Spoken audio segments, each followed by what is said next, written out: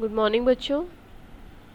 आज हम जो अभी हमने पिछले टॉपिक में कवर किया था मल्टीप्लिकेशन ऑफ वेक्टर्स, वो कंप्लीट नहीं हुआ था, है ना। उसी के आगे देखेंगे कि अभी तक हमने जो टू वेक्टर्स वाला था मल्टीप्लिकेशन वो देखा था। अब triple product of three vectors of multiplication देखेंगे, ठीक है।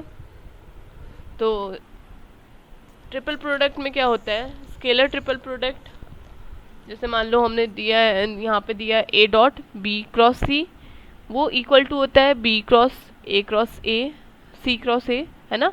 ए बी सी, है ना, एक जो सर्कुलर सीक्वेंस आ रहा है ना हमारा, अगर उसमें है ना, मान लीजिए क्लॉकवाइज है, ए बी और सी है, उसको क्लॉकवाइज, जैसे कि आपको मैंने यहाँ पे दिखाया था, ये देखो, मान लीजिए ये ए, ये बी और सी है, इस तरह से अगर रोटेशन आ रहा है ना ट्रिपल प्रोडक्ट में भी, तो वो हमारा क्या है, तीनों इक्वल होगा, है ना। जैसे ए बी सी या बी सी ए या सी ए बी, तो वो तीनों हैं आपस में इक्वल होंगे।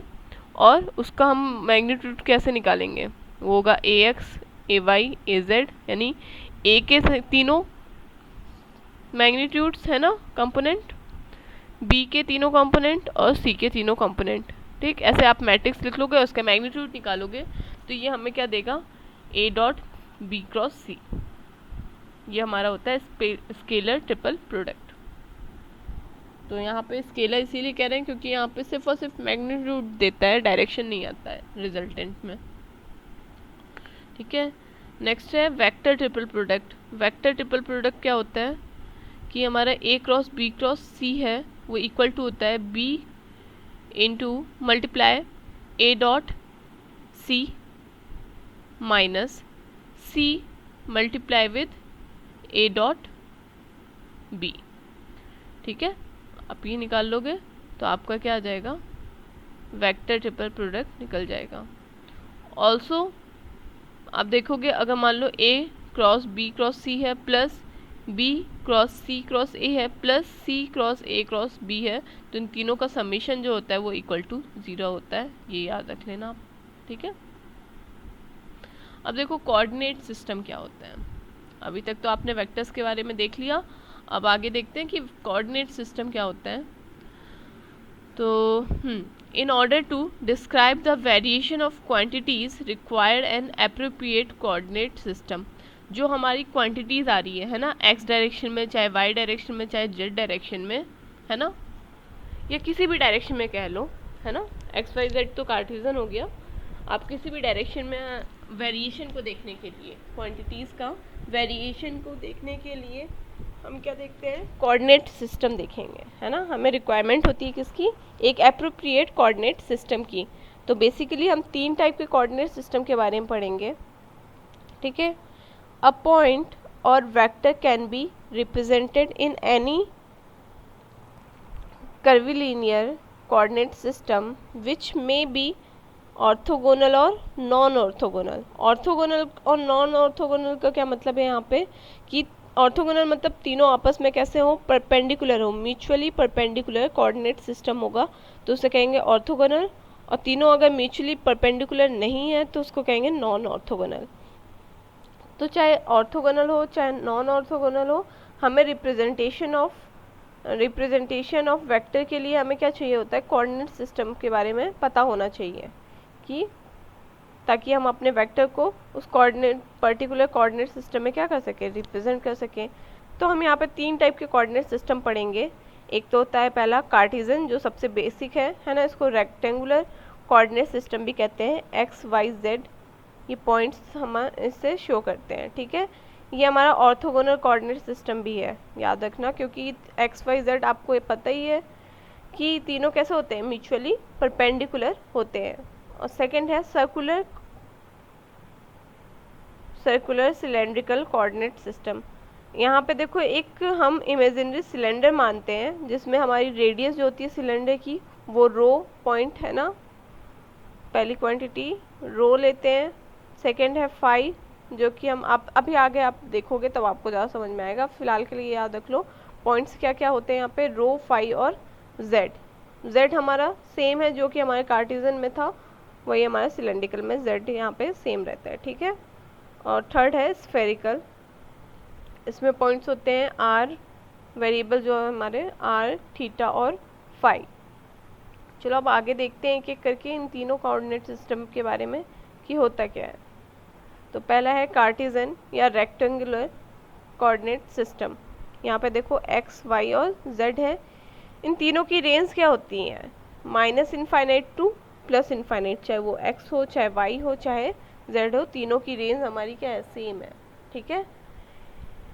ए vector a is in Cartesian coordinate system. हमने मान लिया कोई वेक्टर a है ना, कैपिटल A। ये कोऑर्डिनेट सिस्टम में कैसा है? इसका पॉइंट्स है ax, ay, az, या फिर हम इसको कैसे लिख सकते हैं? ax उसका यूनिट वेक्टर या उसकी डायरेक्शन इन x डायरेक्शन क्या होगा? ax cap plus ay into ay cap plus az cap. ठीक, वेयर आपको पता है ax कैप, ay कैप और az कैप क्या है? Unit vectors along with x, y and z direction. तो इस तरह से हम इसको कार्टेशियन फॉर्म में कोऑर्डिनेट सिस्टम में किसी भी वेक्टर को दिखा सकते हैं। ठीक, x, y और z डायरेक्शन में। ये तो हो गया था हमारा कार्टेशियन कोऑर्डिनेट सिस्टम जो कि बेसिक था। सेकंड है सिलेंड्रिकल कोऑर्डिनेट सिस्टम।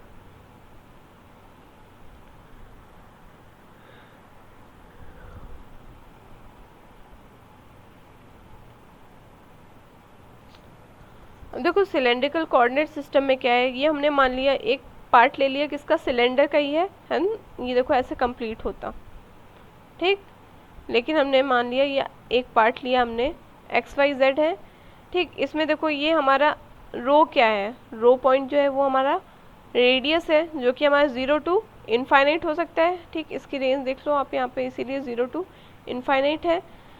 फाई क्या है? Phi is the angle measure from X direction. ठीक, एक्स से लेकर के हमारा जो भी डायरेक्शन में मूवमेंट होगा, है ना।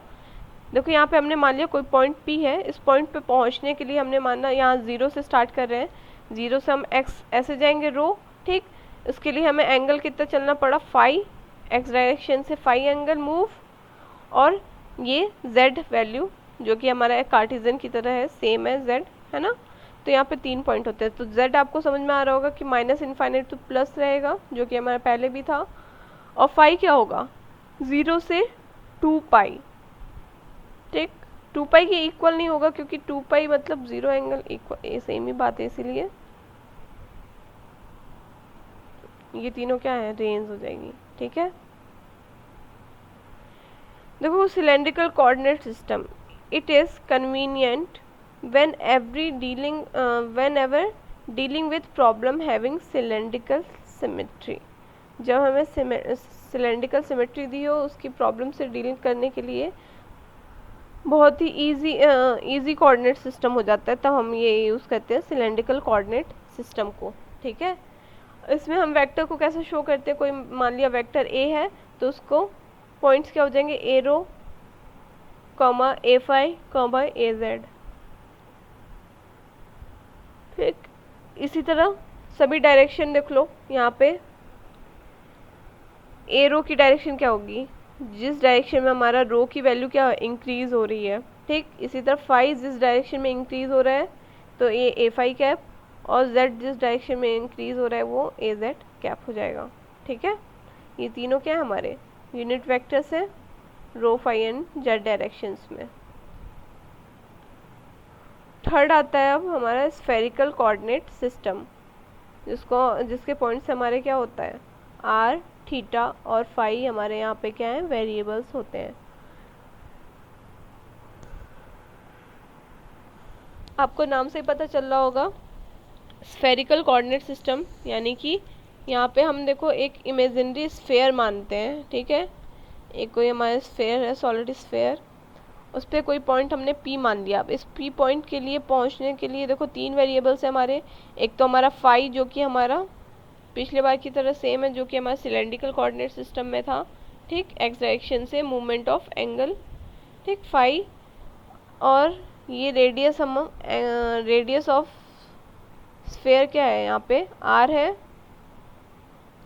ठीक है, और यहाँ पे थीटा क्या है, थीटा यहाँ पे angle measure from plus Z direction, Z direction से मूवमेंट है एंगल का,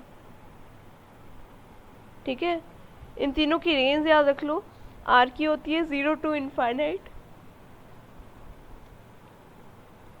थीटा की क्या होती है 0 से पाई तक होता है, ठीक। क्योंकि हम जब हम इसको देखोगे आप कि प्लस जेड मतलब इसका हाफ अगर पोर्शन किया है ना, तो 0 से फाई और इधर जो नेगेटिव साइड है दोनों का सेम आएगा, इसीलिए हम लोग 0 to पाई क्या लेते हैं, थीटा की रेंज होती है, ठीक है। फाई की रेंज सेम रहेगी 0 to 2 पाई।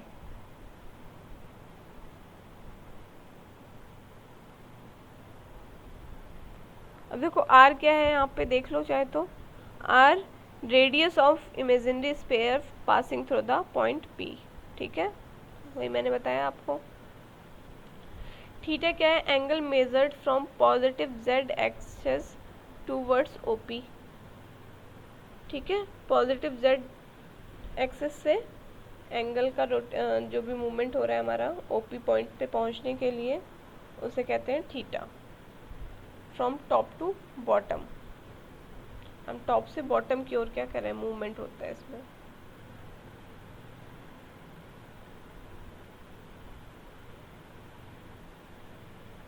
फाई क्या है, सेम है सिलेंड्रिकल सिस्टम, जो सिलेंड्रिकल सिस्टम में था प्लस एक्स डायरेक्शन से मूवमेंट था, है ना, एंगल का ओपी पॉइंट पे पहुंचने के लिए। यहाँ पे वेक्टर ए को कैसे शो करेंगे, स्फेरिकल सिस्टम में आर फाई और जेड होता है वेरिएबल्स, सॉरी आर फाई और थीटा और फाई होता है। तो A vector is equal to A R cap plus A theta cap plus A phi cap. तो ये हम तीन टाइप के हमारे कोऑर्डिनेट सिस्टम है। इसके आगे हम देखेंगे इन तीनों का आपस में कन्वर्जन कैसे होता है, ठीक। जो जिस टाइम पे हमारा कन्वीनियंट होगा हम उसको यूज़ करते हैं, तीनों हमें पता होना चाहिए, इन तीनों का कन्वर्जन भी पता होना चाहिए, ठीक है। इस पर न्यूमेरिकल भी बहुत सारे आते हैं, आप देख सकते हो, है ना। आगे बाकी मैं करवा लूँगी कुछ न्यूमेरिकल्स, तो आपको क्लियर हो जाएगा। Okay, thank you.